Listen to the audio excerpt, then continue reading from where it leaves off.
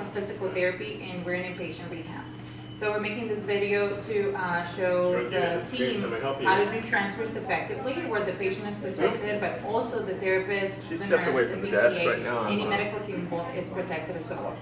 So right here I have my gate belt. Every time that we're gonna do a transfer, we're gonna use a big gate belt for the safety, your safety and the patient's safety. So we're gonna make sure we put the gate belt as low as possible.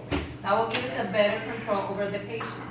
If the patient has any lines, any tube, peg tube, anything that limits you from putting that low, go ahead and go above or below, especially those with colostomy bags. But the lower you put the gate belt on the patient, the more control you're gonna give over your center of gravity. So just a little tip.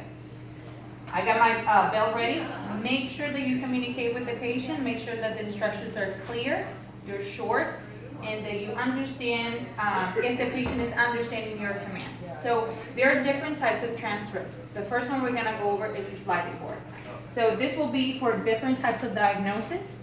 Unfortunately, we won't be able to go into specific cases, but it will give you the chance to see what the transfer is. So we're gonna remove the armrest from the wheelchair. So give us an open way towards the transfer side. We're gonna level the bed as low that is comfortable, but to make sure that it's a level surface transfer. So we're gonna ask the patient to lean to the opposite side in order for us to put the belt. There will be a specific instructions on the board if the patient can assist for the board placement or not. So then I'm gonna go and make sure that I'm guarding the patient on this side that they're leaning to, preventing a fall. I'm gonna help and assist with the board under them. Once the patient comes back, we wanna make sure that the board is slightly closer to the chair. You don't want the board to be too close inside. Once the patient has transferred, it's very difficult to remove.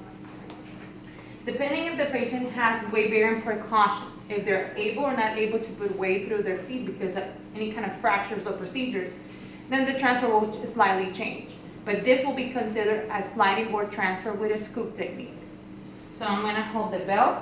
I'm gonna make the patient lean forward, and you will hear us say this throughout the video. Lean forward is the most common instruction for our patients in order to unweight the back, the body. So go ahead and lean forward. We're gonna scoot along the board and come.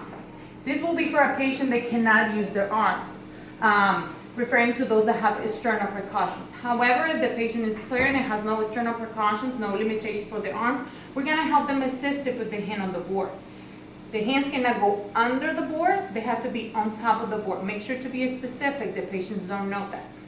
All right, now we're gonna ask the patient again to lean forward, and we're gonna come and do it slow.